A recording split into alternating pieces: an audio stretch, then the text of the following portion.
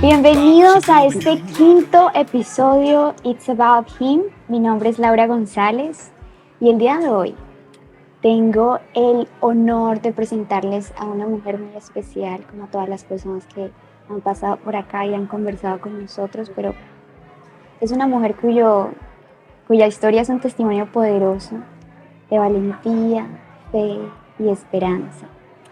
Y en un mundo que a veces intenta silenciar las voces más valiosas, ella se ha levantado con fuerza y hoy viene a contarnos esta historia, a compartir cómo Dios ha transformado algo que era doloroso en un hermoso jardín. Y nuestra invitada no solamente ha pasado por desafíos en los que de pronto mucha gente se hubiese sentido muy perdida, sino que lo supo superar, supo salir de ahí y así como es el nombre de este podcast, se trata de él. Fue gracias a nuestro Dios soberano y protector que siempre cuida de nosotros. Ella es Elizabeth. Gracias. 33 años, hermosa, de Medellín, colombiana, ama bailar, ama cocinar arepas deliciosas, es una pieza valiosa para la comunidad latina. Y estamos muy felices de tenerte aquí. Mieli, ¿cómo estás? Muy bien, Milao, muchas gracias por esa introducción. ¿Qué puedo decir después de eso?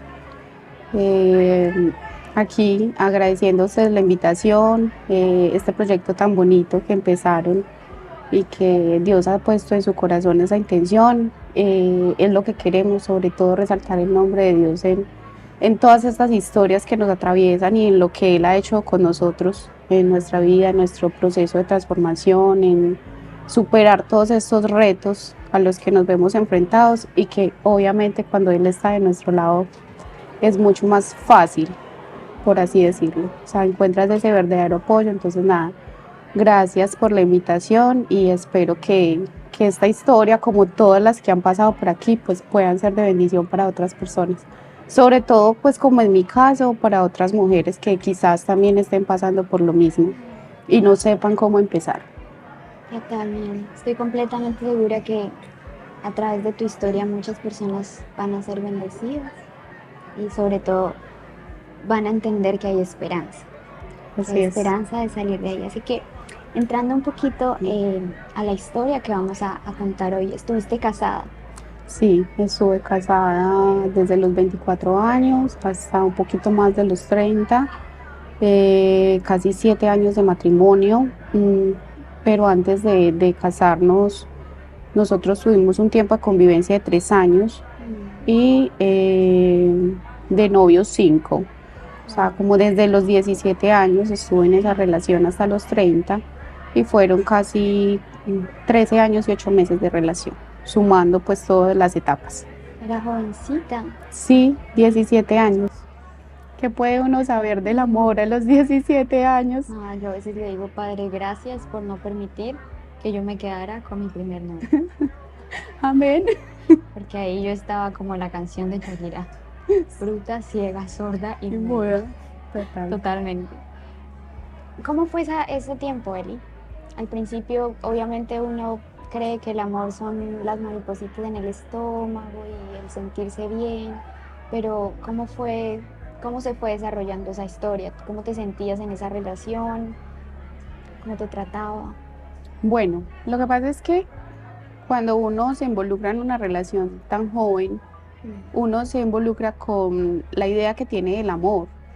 Y la idea que tiene del amor desde el punto psicológico es esa relación que tenemos nosotros con los padres, que es nuestra primera relación, y de ahí construimos esas bases para relacionarnos de adultos, ¿sí? Entonces digamos que esa forma de relacionarme fue con la que entré a esta relación.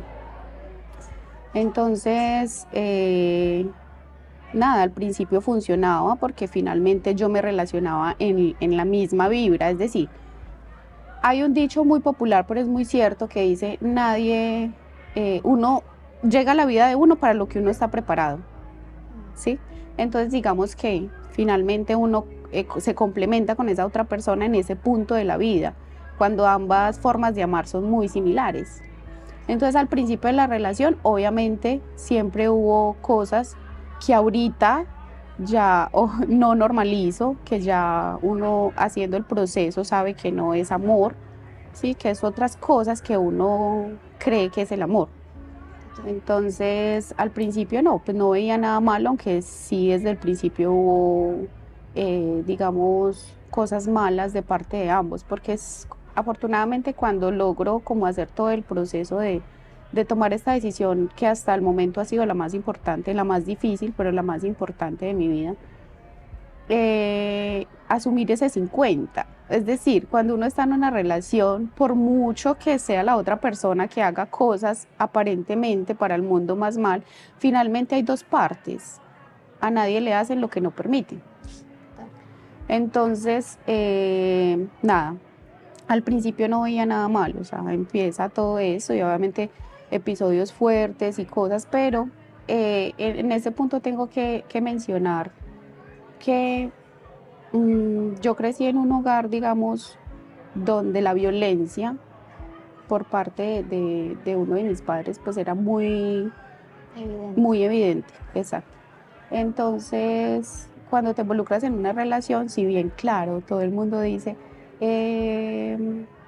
la violencia es mala, o sea, sabemos que la publicidad y todo en todas partes nos dicen que eso no es bueno, que no está permitido, que si estás en una relación ahí debe salir. Una cosa es saber que está mal, otra cosa es normalizar.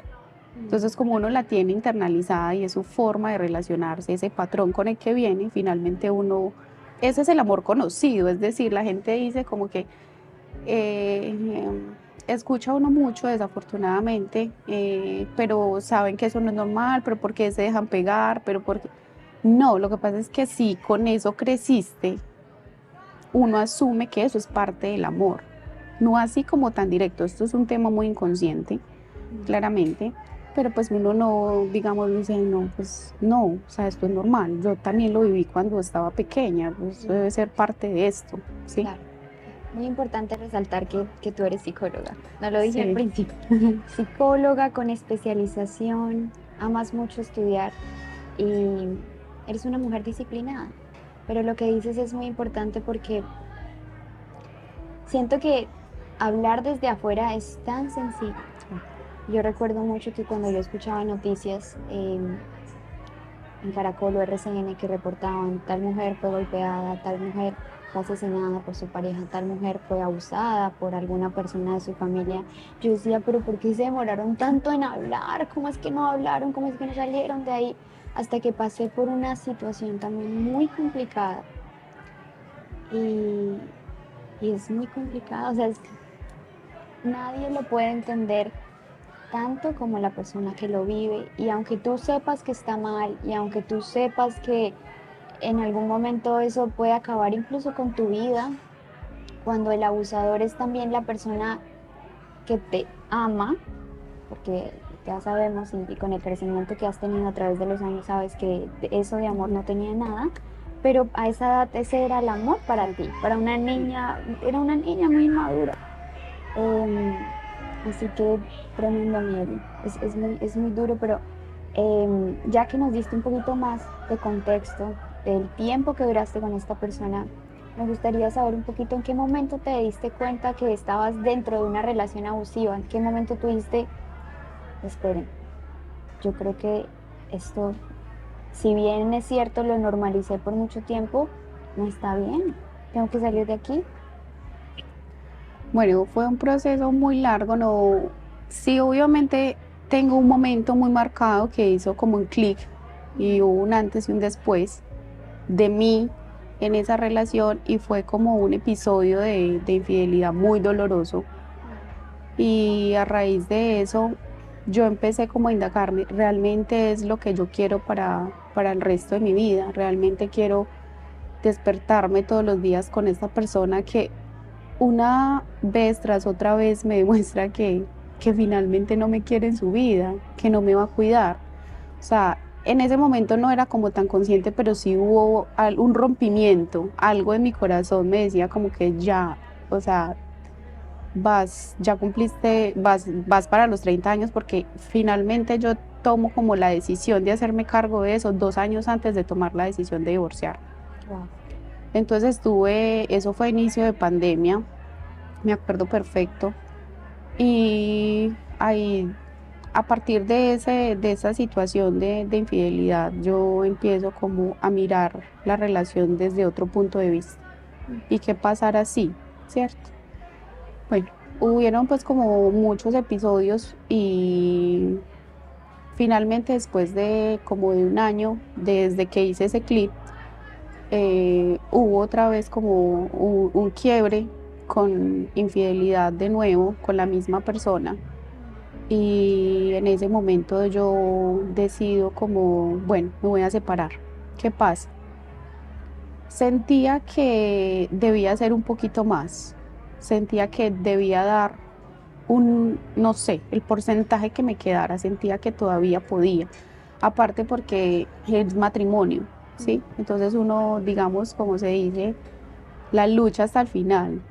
Entonces, bueno, en ese momento, ahí es donde llega Dios a mi vida, por medio de mi mejor amiga. Ella va a la iglesia Comunidad Cristiana de Fe en Medellín. Y ella me dice, mira, en la iglesia están haciendo un seminario de amor y respeto.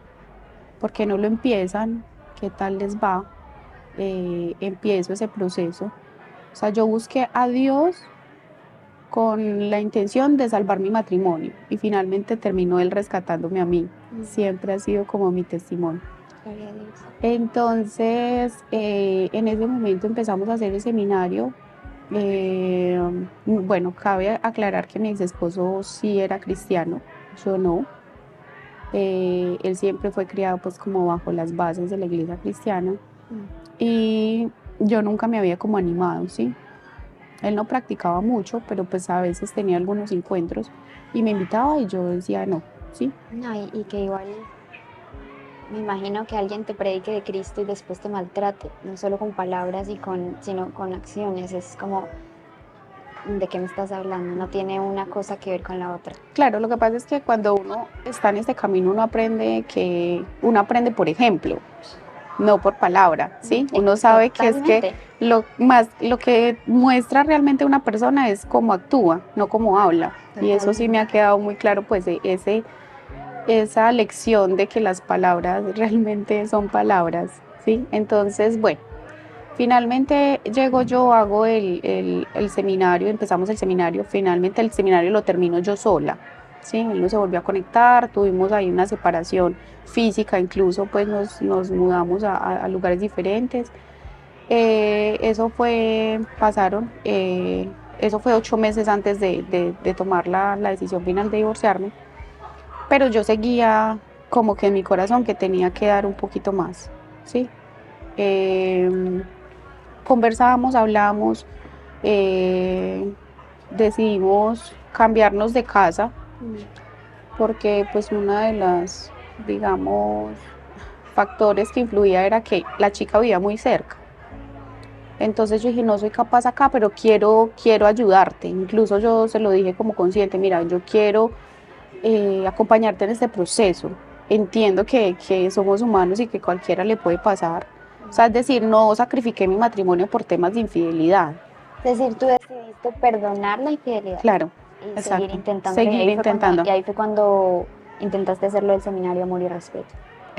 Antes de, pero pues, o sea, digamos que esta situación pasó varias veces, pues como que veía cosas y no sé, entonces, bueno, en fin, me dijo, sí, él me dijo como que listo, vamos a hacerle con toda, bueno, la primera condición era obviamente que nos cambiáramos de casa, que estuviéramos más activos en la iglesia, que empezáramos proceso terapéutico ambos por separado, porque si bien yo soy fiel creyente de mi profesión, Claro. entonces así fue, empezamos todo este proceso juntos.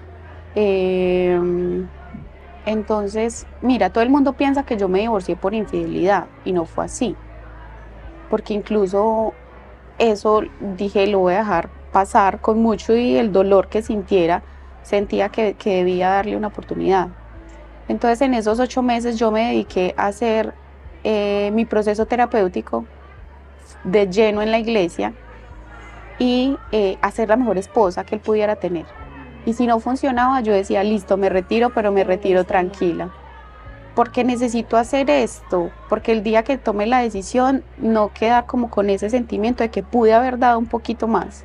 Entonces lo hice todo, todo, todo. ¿Qué pasa? En el proceso de terapia, obviamente me doy cuenta que yo llevaba mucha carga de responsabilidad emocional. Y no sé si de pronto has escuchado el tema narcisismo. Sí. Cuando un narcisista ve que está perdiendo, digamos, el control sobre la persona que posee, toma varias reacciones. En este caso, pues lo que él sabía manejar más era la ira. Entonces, cuando yo empiezo a soltar responsabilidades emocionales, porque eso lo aprendí en mi terapia, él empieza a ser más hostil. Entonces, digamos que los episodios de maltrato físico empiezan a ser más fuertes y más constantes. Entonces, por ahí ya llegó todo, esos 8 meses ya. Eso fue en diciembre, yo tomé la decisión de separarme, preciso en un diciembre. No sé si el podcast salga en diciembre, pero eh, un 31 de diciembre, me acuerdo, ese día yo fui a la iglesia y estaba supremamente devastada. Me sentía, yo siempre pongo el ejemplo y tengo una metáfora y es como que has visto Alicia en el País de las Maravillas, que ella se cae como en el tronco de un árbol y cae al País de las Maravillas. Claramente yo no caí nunca ahí, sino que me quedé como sí, exacto, o sea, yo miraba para todos lados y todo era oscuro, todo era oscuro. O sea, es impresionante lo que yo sentía. Ese día fui a la iglesia y ese día precisamente había tenido una discusión con él donde él me había maltratado ese día en la mañana. Entonces, claro, estaba emocionalmente devastada, fui a la iglesia y tú sabes, cuando uno tiene ese sentimiento en el corazón y va y se lo confiesa a Dios, llora y llora y llora. Casualmente había una nena sentada en la fila de adelante con sus papás, la niña tenía aproximadamente 6 años. Ella se voltea y me ve llorando y empieza a sobarme la mano, toda la prédica y yo llore y llore y llore. La mamá de la niña en algún momento se percata de esta situación, me mira y pues deja a la nena ahí conmigo acompañándome. Al final de la prédica me acuerdo que la mamá de la niña se me acerca y me dice, yo tengo una palabra de Dios para ti. Y realmente yo estaba demasiado como aturdida. Entonces lo que yo le logro captar a ella es como que me dijo como no pelees más con tus fuerzas físicas, que Dios ya te miró y la batalla es de Él. Ningún hombre ni ninguna mujer van a determinar tu futuro. Incluso me dijo como que los rasgos de tu rostro van a cambiar. O sea, eso fue tremendo, tremendo, porque en ese momento yo sentí como que realmente Él me estaba viendo ahí. Le pregunté cuál era el nombre de la nena, me dijo ella se llama Abigail. Me quedé como con el nombre porque sabía que estaba en alguna parte de la Biblia, consulté. Y esa historia, esa es exacto. Entonces, como para hacer corto el resumen de la historia, Abigail es una mujer muy sabia, casada con un rey Nabal. Entonces lo que pasa es que David cuida los rebaños de Nabal y al final de la temporada David pide como algo, comida, provisiones a Nabal y Nabal se niega. David decide como atacar a Nabal. Abigail se da cuenta de esta situación y ella reúne las provisiones que David necesita, va y se las lleva, pide como intersección por su esposo y David decide perdonarle la vida. Nabal, de hecho, al enterarse de eso, le da un ataque al corazón y se muere. O sea, era un hombre necio, dice la Biblia, un hombre necio, iracundo. Entonces, así fue. O sea, y eso fue también como parte de la promesa que Dios hizo para mí. No, ¿sí? Miel, y que la gente que es sensible a la palabra de Dios, si tú te vas a la historia de Abigail, está en Samuel, y desde el comienzo, como la palabra la describe a ella era una mujer de buen entendimiento, ella era una mujer que cuando pequeña aprendía de los más sabios, ella era una mujer que pensaba para hablar. Y siempre me imagino el miedo que ella también sintió por su familia y por su gente, cuando un siervo vino y le dijo, los soldados de David han venido a pedirnos provisión y Nabal les dijo, ¿quién es ese tal David? Imagínatelo así, déspota, la Biblia lo describe, él era iracundo, no era un señor agradable, pero tener esta joya de esposa y ella con esa humildad y con esa sabiduría decir, no me interesa que la ira de Nabal se encienda, yo voy a ir al encuentro. Y yo me imagino a Abigail tomando esa provisión, montándola en la Biblia dice que era un asno, montándola en el asno y orando en la trayectoria y diciéndole, Señor mío, dame las palabras para enfrentar a este hombre, porque David también venía con rabia. David también, dice la Biblia que venían 400 hombres con él. Iba a haber un derramamiento de sangre impresionante. Y gracias a la sabiduría de Abigail, David decidió no ir. Y David le dice, bendita seas por lo que me acabas de decir, porque Jehová me ha hablado a través de ti. Y si eres sensible a esto, imagínate a esa niña, curiosamente teniendo ese nombre, acariciándote la mano en medio de pronto de ese miedo que tú estabas sintiendo, de ese temor que estabas sintiendo, de ese desespero, porque siendo mujer lo entiendo mucho y siendo mujer me pongo en tus zapatos y te admiro, Eli, te admiro porque no debe ser fácil. Mi abuela pasó por una situación de maltrato y cada que me cuenta su historia yo le digo, abue, hoy en día tus nietos te aplaudimos, te amamos y te admiramos por haber salido de ahí. No es fácil. Porque no fue fácil. Gloria a Dios, ya no habían hijos involucrados, porque imagínate. Dios me ama. El peso, Dios te ama mucho y bueno,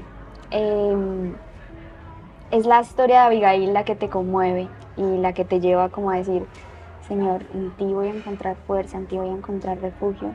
Pero en cuanto a sanación y reconstrucción, Mieli, ¿cuáles fueron los primeros pasos que diste para sanar tanto física como espiritualmente? Bueno, continuando aquí como con la historia, volviéndome un poquito, ese día precisamente yo llego a la casa y ese día hubo otro episodio bastante fuerte. O sea, a este momento yo todavía no tenía pues como muy clara la decisión de cuándo. Sabía que ya estaba al borde, que ya estaba en mi límite, porque ya no tenía alegría por absolutamente nada. Entonces hubo un episodio de violencia muy fuerte, que incluso dije, temí por mi vida, y yo dije, si sigo aquí, yo no voy a salir de aquí. Entonces, en ese momento, bueno, pasa esto y 8 días después, toda esta semana me quedé como pensando, y 8 días después dije, empecé ayuno, que eso es una parte muy importante. Yo esa semana, eso fue, claro, era fin de año, entonces viene como con festividades, puentes, no sé qué.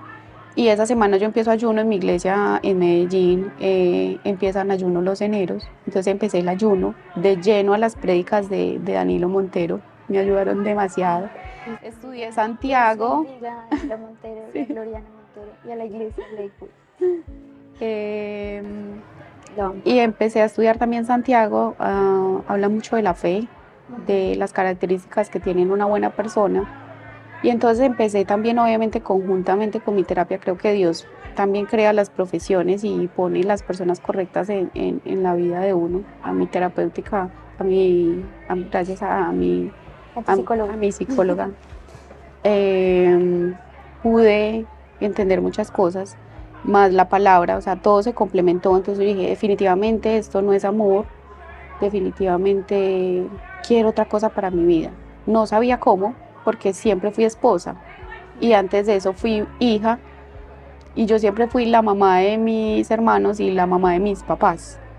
Entonces no tenía otro lugar que estar al servicio de los demás Incluso eso tenía una ganancia, ¿sí? Porque finalmente cuando estás enfocado en otros te descuidas tú y es porque quizás tienes algo de lo que no te quieres hacer cargo.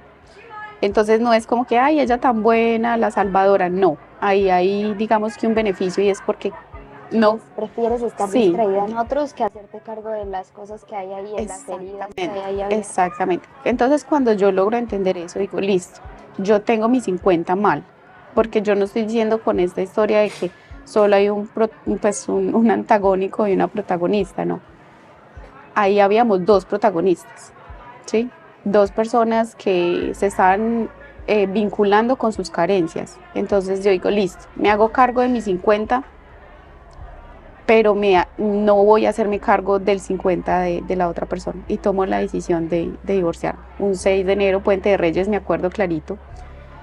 Y tomo la decisión de ayuno, estudiando Santiago con las prédicas. En este tiempo, bueno, pasaron un mes creo que hasta que se dio el proceso de separación física y quedo como en el limbo. Cabe resaltar que en este tiempo, mientras él tomaba la decisión pues como de irse de la casa, yo entré en un estado de apatía, que es importante como eso, porque la apatía es no sentir nada y es el sentimiento que yo no le deseo a nadie. O sea, si tienes rabia, siéntala, si tienes tristeza, siéntela, si tienes ansiedad, siéntala, pero no sentir nada, sentir como que eres una roca que camina, como que eres un ente. Es algo que no, o sea, muerto en vida. Es literalmente así, así me sentía yo. Yo entro en ayuno y no solo ayunaba en el desayuno, sino que entro en ayuno constante. Yo me la pasaba con una aromática todo el día. Bajé bastante de peso en ese momento. Bueno, ¿Tu y alma ya, estaba triste? ¿Ni no, siquiera triste? no tenía alma, se me había ido el cuerpo, voló. Oh, Celi, qué fuerte. Es un sentimiento que no deseo, no le deseo a nadie, es terrible. Bueno, ya hablando como un poquito del proceso de sanación y de lo que hice para sanar física y emocionalmente. Finalmente cuando uno sale de una relación donde ha pasado tantas cosas y el tiempo es demasiado, pues no sabes hacer nada más, ¿sí? Entonces es un proceso de cero, es empezar a ver qué te gusta, qué haces con tu tiempo, o sea, es todo desde cero. Entonces ahí creo que es muy importante resaltar como la red de apoyo. Sí, me fui a vivir con mi hermana y mi cuñado, ellos son una bendición en mi vida. Realmente me acogieron, hacíamos planes con ellos, entonces la red de apoyo con la que respaldes cuando tomes una decisión de esa es muy importante mirar, listo, si me separo, a dónde voy, en quién me apoyo, Claro. porque si no puedes recaer, es decir, recaer es retroceder en tu decisión, que le pasa a muchas mujeres. Toman la decisión de separarse, pero cuando miran a sus lados no tienen a nadie que las apoye en eso, entonces vuelven a ese lugar.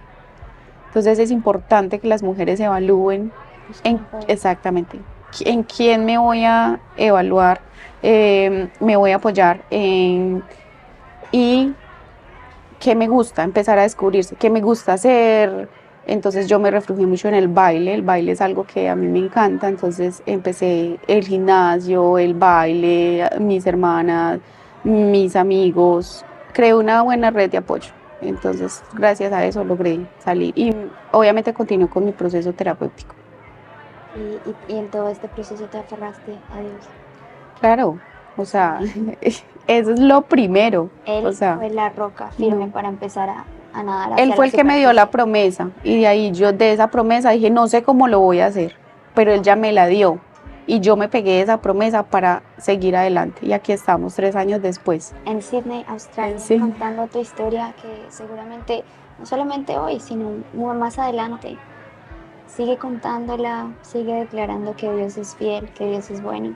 Y para aquellas personas que nos están viendo, como un resumen así para darles pasos que puedan dar si es que están pasando por una situación así. Primera, busca ayuda, ora por dirección, pero también busca apoyo en consejeros, iglesias, amigos de confianza o líneas de ayuda. El segundo, recuerda que eres valiosa, no estás sola, Y Dios, créeme, así estés casada, Dios no desea que vivas una situación de violencia.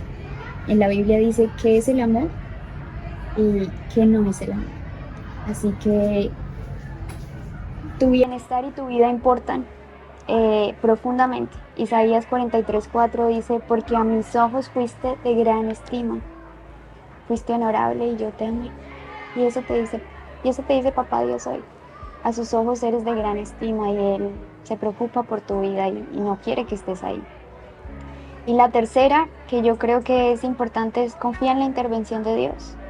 Su justicia y su amor están disponibles para ti.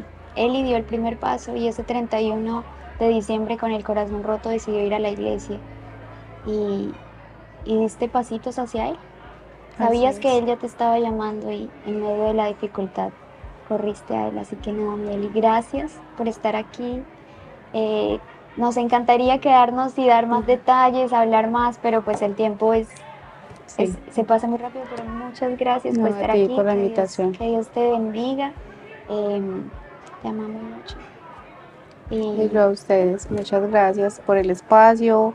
Recordar que después de Dios, la prioridad somos nosotros y que el amor de Dios alcanza para todos y que en Él, solamente en Él están las respuestas. Entonces estas mujeres que están pasando por este proceso, ese es el único camino y Él les da la dirección, o sea, con todo el miedo que tengan, acérquense, que Él les va a dar paso a paso. Así es. Gracias por vernos, nos vemos en el próximo episodio. Let's rock.